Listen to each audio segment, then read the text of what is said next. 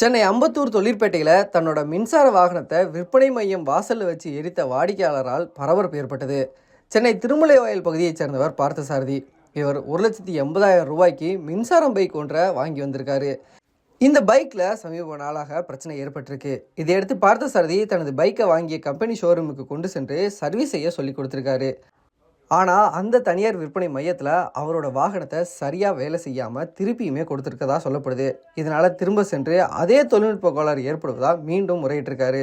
அதற்கு முறையாக தனியார் நிறுவனம் பதில் அளிக்காத நிலையில் அதோட வாசல் முன்பு தன்னுடைய இருசக்கர வாகனத்தை தீயிட்டு கொளுத்தியிருக்காரு. அத்தோட நெஞ்சில் அடிச்சுக்கிட்டு யாரும் இந்த வாகனத்தை வாங்காதீங்க, வாங்கி ஏமாறாதீங்கன்னு என சொல்லி வாக்குவாதத்திலும் ஈடுபட்டார். இந்த சம்பவத்தை எடுத்து அங்கு வந்த காவல்துறையினர் இரு தரப்பினரும் இது குறித்து விசாரணை நடத்தினாங்க. சர்வீஸ் அவ்வளவு தூரம் பண்ணிட்டு சொல்லி விக்கல. நாங்க என்ன பண்றது கேக்குறாங்க உள்ள. என்கிட்ட ப்ரூஃப் இருக்கு.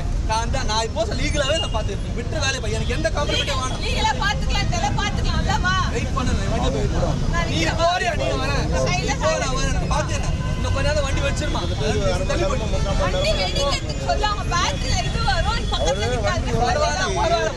பரவாயில்லை போறேன் போ.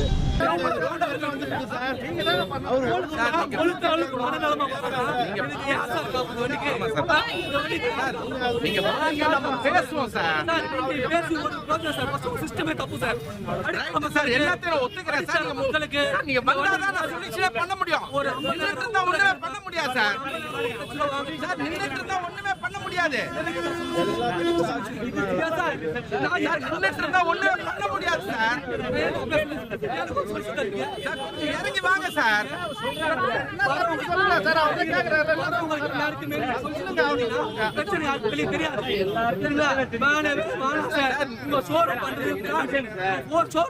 சொல்லி விக்கல.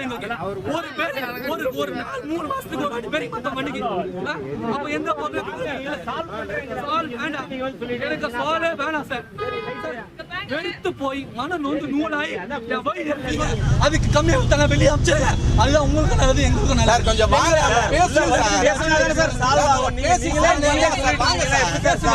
இங்கே பேசுங்க சார், இங்கே பேசுங்க. வாங்க நம்ம பேசுவோம்.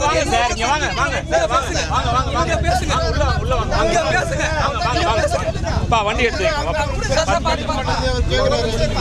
வாங்கிக்கமா. நீங்க